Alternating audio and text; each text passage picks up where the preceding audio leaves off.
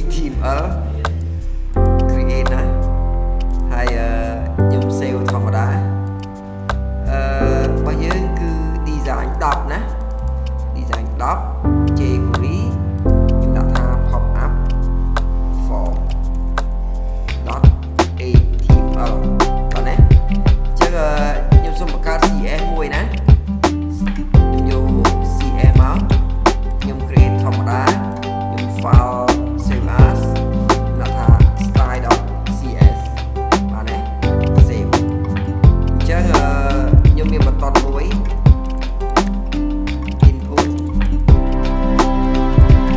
ហើយបន្ត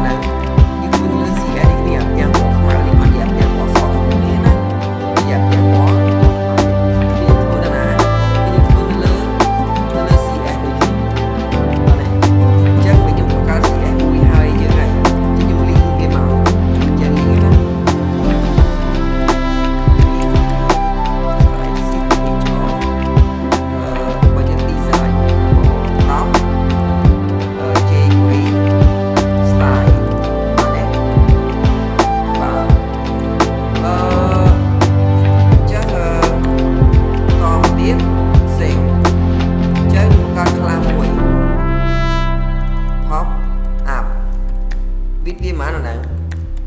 100% ហើយម៉ាន 100% យើងមើលនេះអាប់ទាំងពណ៌ខ្មៅហ្នឹងគេវាមានវិតវាម៉ាន 100% មែនទេហើយម៉ាន 100% មែនទេបាទវាមាន background ទេមានយើងខ្លាក្នុងវាអូខេនៅចាំបានចេះតើ color picker នេះ RGBA រើសយកពណ៌ខ្មៅមកតើណា 0.5 ណា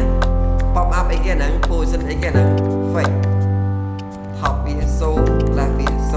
បស់វាណាវា 0 ស្គាល់ fake នេះហ៎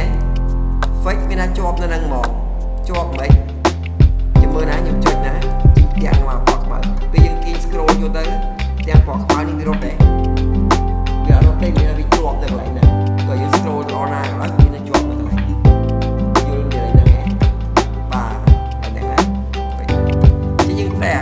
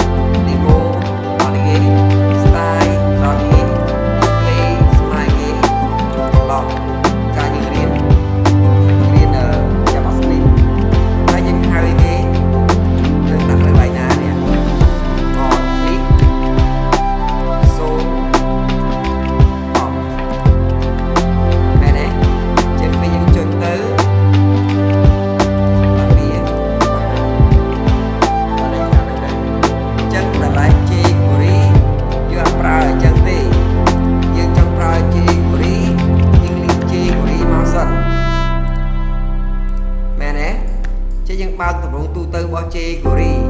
ចេះបើកអីគេខ្លះ document តិចនៅមួយឆ្នាំហើយ function តើណាយើងចុចលើអីគេចុចលើអា btn von នេះមែនទេចេះយើងអត់ប្រើអាតម្រងនេះទេតើណាបាទតែយើងចុចលើអីគេចុចលើ id btn នេះគេ von dot នេះគេ click function បាទអីគេ show ខ្លះ pop up នេះ show មែនទេអញ្ចឹងដាក់ចូលមក dollar class pop up dot នេះគេ dot show បាទមិនចឹង file save ចុចមកបង្ហាញនេះចេះយើងមើលមួយទៀតណាយើងមើលអាផ្ទាំងអា deal មួយនេះ deal មួយនេះវាកើតពេលណាគឺកើតពេលយើងចុចលើប៊ូតុននេះវាកើតឃើញទេអញ្ចឹងបើយើងដាក់អញ្ចេះដាក់អញ្ចឹងណាបើយើងដាក់អញ្ចឹងមានថានៅពេល refresh មកវាកើតទេកើតវានៅ body មានវាហើយគាត់ថាវាអត់ខាតឃើញយល់ទេក្នុង body មានហើយអត់ខាតឃើញតែពេលជិះលើប៊ូតុននេះអត់បង្ហាញឲ្យឃើញអញ្ចឹងតាមពិតនេះកើតពេលណាពេលជិះលើប៊ូតុននេះទេអញ្ចឹងមិនដាក់លើនេះទេណាទៅលើប៊ូតុននេះវ៉ាយកមកវ៉ាហោះ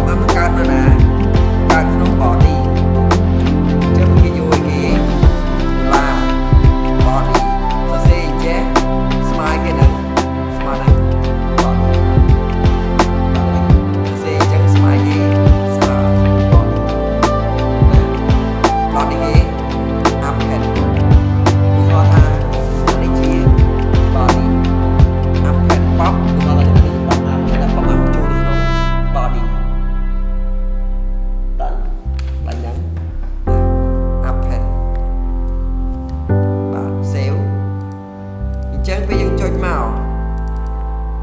កើតនេះតែមើលអត់ឃើញហេតុអី